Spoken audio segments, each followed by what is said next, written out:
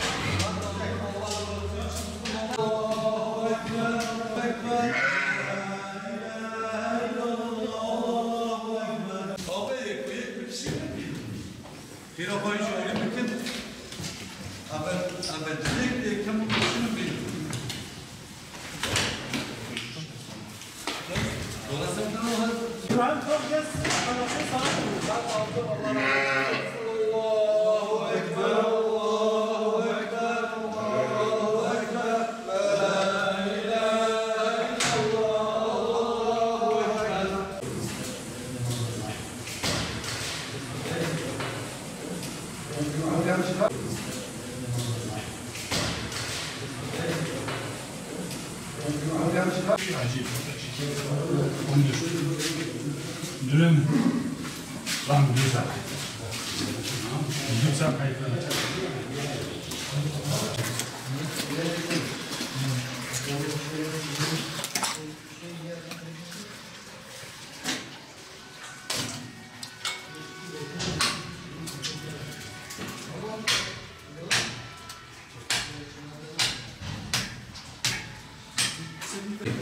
Ama o finish smooth olacak. Hayır baba, evet baba.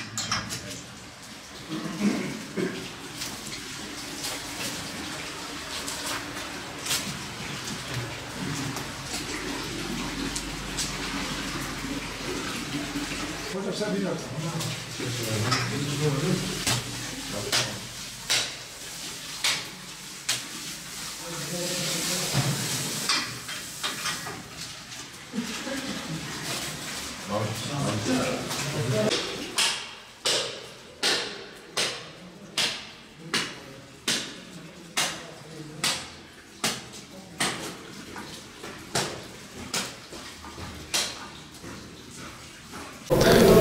Siirt Umut Kervanı olarak her yıl yaptığımız gibi bu yılda kurbanlarımızı vekaletten aldık.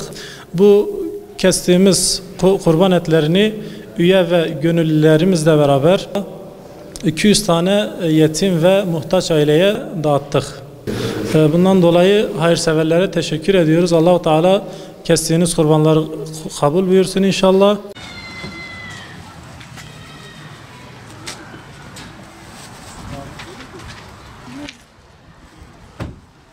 Haydi abi ya Allah.